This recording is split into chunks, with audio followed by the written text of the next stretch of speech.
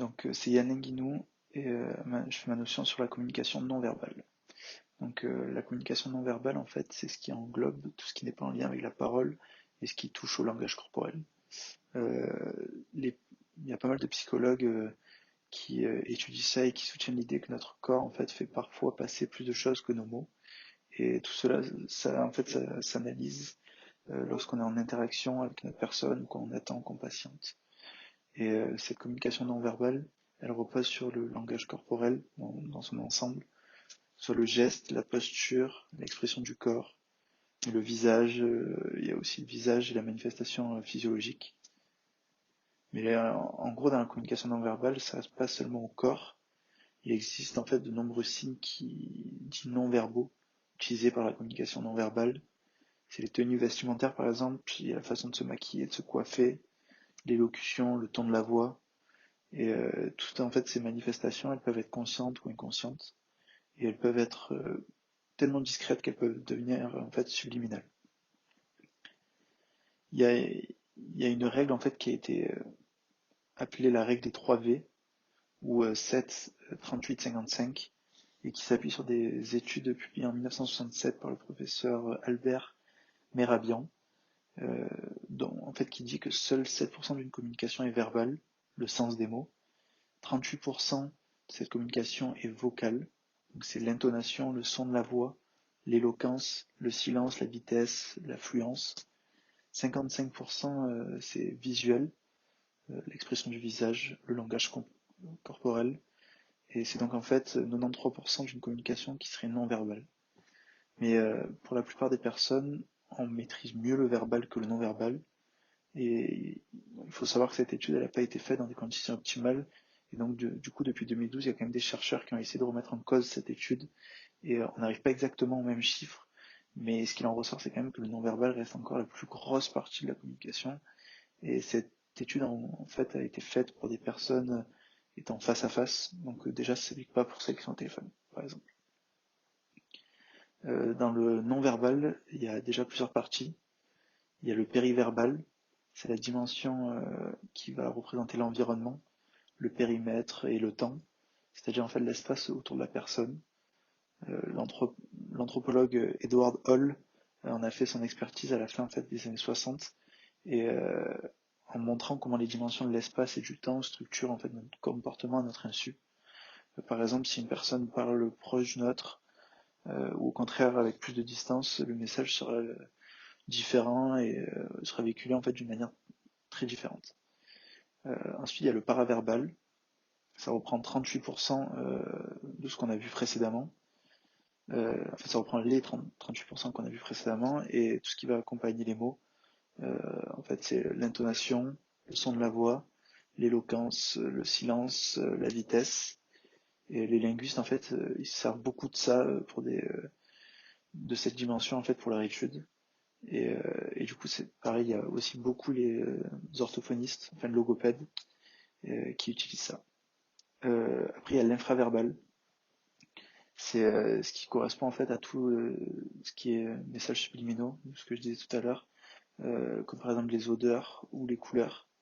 Et les scientifiques travaillent de plus en plus en fait sur cette dimension et ils montrent que ce qui est perçu comme subliminal, pardon, c'est-à-dire non décodable consciemment, laisse pourtant en fait des traces cérébrales sur le cerveau, euh, capables en fait de décoder des images qui durent moins de 1/50 millième de seconde. Donc des trucs très très rapides. Après, on a le supraverbal qui comprend les signes distinctifs, euh, montres, les marques par exemple qu'on a sur nous ou quoi. Et ça fait partie en fait intégrante du non-verbal. Ils traduisent le plus souvent le corps et l'état des rapports sociaux en fait. C'est ce qui fait de cette dimension en fait on la retrouve dans de nombreux travaux sémiotiques, ethnologiques ou anthropologiques. Et ça intéresse aussi beaucoup la sociologie en fait de manière générale, parce que toutes les sciences sociales et humaines, c'est vraiment sur ça qu'ils vont se baser, sur plein de travaux. Euh, et en fait, pour finir, après, il y a le préverbal, c'est tout ce qui se trouve avant les mots. C'est représenté par une science qui s'appelle la synergologie. C'est ce qu'on voit dans les séries comme Lie to Me ou tous les trucs en fait avec les mentalistes. Et cette dimension, elle prend en compte en fait tout ce qui est gestes, position, cadran du regard, axe de tête. Ces processus de décodage en fait du langage corporel, c'est à l'insu de la conscience et ils permettent pour l'autre personne de voir des signaux sur le corps avant que les mots soient prononcés.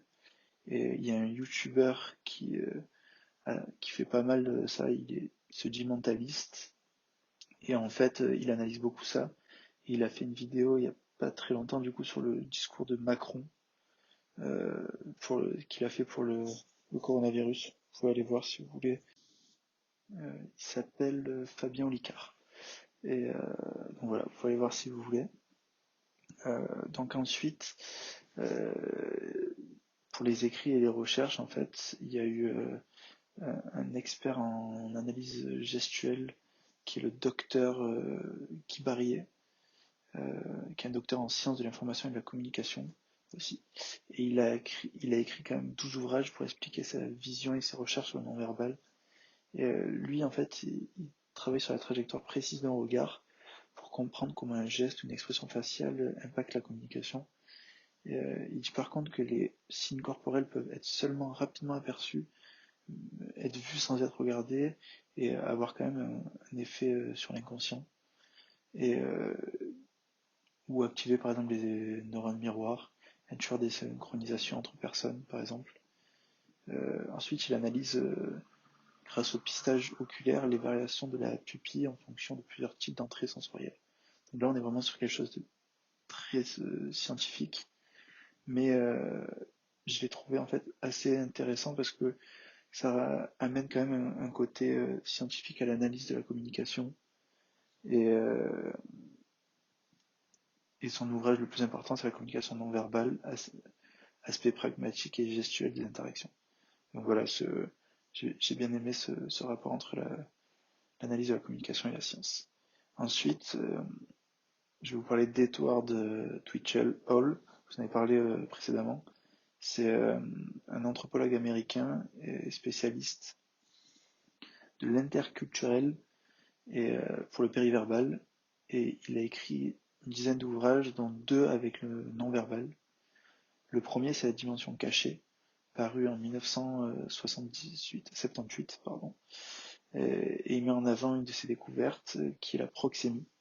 C'est une approche du rapport de l'espace matériel où l'un des concepts majeurs, en fait, c'est la distance physique qui s'établit entre les personnes prises dans une interaction. Donc, en fait, il a remarqué que ça pouvait être différent selon les cultures. Par exemple, dans les pays latins, les distances entre les corps sont souvent très proches, réduites. Et en Afrique, elles sont souvent si proches, en fait, par exemple, que le contact physique est très fréquent. À l'inverse, dans les pays nordiques ou au Japon, les contacts physiques sont beaucoup plus rares et ces distances sont donc plus importantes. Elles varient aussi par rapport au lieu où l'interaction se déroule et elles doivent être donc prises en compte par les designers, architectes lors des créations. C'est en fait un point majeur lorsqu'on veut travailler l'ergonomie d'un lieu par exemple. Elles sont par exemple aussi différentes dans les lieux publics comme les ascenseurs ou les transports en commun. Et il va déterminer grâce à une expérience quatre distances chez l'humain. Il y a la distance intime, personnelle, sociale et publique. Et chacune de ces distances, elle comporte deux modes. Il y a le proche et le lointain. Et donc en fait, cette étude s'est passée sur la côte nord-est du continent américain.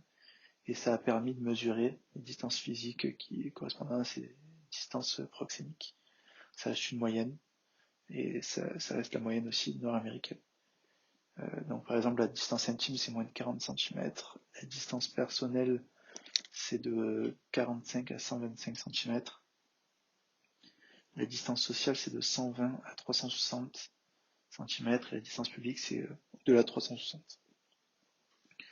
Donc Edward Hall a ensuite écrit un deuxième livre et en 84 en fait il s'inscrit vraiment dans la même continuité que le précédent et il a juste quelques réflexions sur le temps. Par exemple, qu'est-ce qu'être en retard? Qu'est-ce qu'attendre? Que vaut un silence en fait dans une conversation? Et il continue aussi de questionner les différences entre les cultures. Il distingue trois types de comportements humains qui apparaissent de façon très progressive. Il y a le formel, l'informel et le technique. Et donc c'est quand même assez spécifique. Par exemple, la connaissance formelle, c'est ça prend en fait par une consigne. La connaissance technique se transmet de façon explicite du maître à l'élève. Et la connaissance informelle, c'est autour d'un modèle que l'on cherche à imiter en fait. Euh, Ensuite, il y a un psychologue américain, Paul Ekman. C'est vraiment été un des premiers et il fut un pionnier en fait de l'étude des émotions dans la relation aux expressions faciales. Et, et en gros, il a donné un nom à cette étude, c'est la théorie de la détection des micro-expressions. Il a conçu une liste des émotions de base à partir des recherches transculturelles en fait qu'il a pu faire sur une tribu en Papouasie, de Nouvelle-Guinée. Et il a observé que ces personnes qui étaient isolées du monde, qui avaient une culture d'âge de la pierre, peuvent identifier des expressions de l'émotion de personnes sur des photographies dont les cultures sont inconnues pour eux, euh, comme quelqu'un de triste, quelqu'un d'heureux.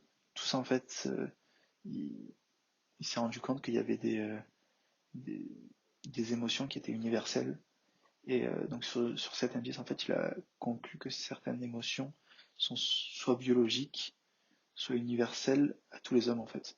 Et donc c'est en 72 qu'il a classifié ces émotions de base en 6 grandes parties. Il y a la tristesse, la joie, la colère, la peur, le dégoût et la surprise. Et après, il a élargi en 1990 avec 10 autres parties. Et après, il a écrit de nombreux ouvrages sur ses recherches où il a encore euh, agrandi, agrandi toutes ces émotions en fait. Et donc pour conclure en fait, j'avais envie de citer un anthropologue américain qui est Gregory Bateson et qui disait en fait que tout bon comportement est communication et qu'on ne peut pas ne pas communiquer. Et je trouvais que ces deux termes, enfin ces deux phrases étaient assez fortes, qu'elle elle, elle arrivait bien à expliquer toute la réflexion qu'il y a eu sur le non-verbal. Et en fait, lui, il nous explique vraiment que quoi que l'on fasse, notre corps et notre inconscient communiquent constamment. Et il est impossible de ne pas avoir de communication non verbale. C'est notre tout premier mode de communication des sentiments et des émotions. Et donc, en fait, ça me semblait intéressant d'aborder ce sujet-là en anthropologie. Et je trouvais que l'analyse de la plus grosse partie de la communication, qui est donc le non verbal, allait pouvoir m'aider aussi pour mon étude de terrain, qui est l'avomatique, où les gens attendent souvent. Et donc, ça me permet d'avoir déjà une première approche de l'analyse. Voilà, qui sera donc non verbal dans un premier temps. Voilà. Merci pour l'écoute.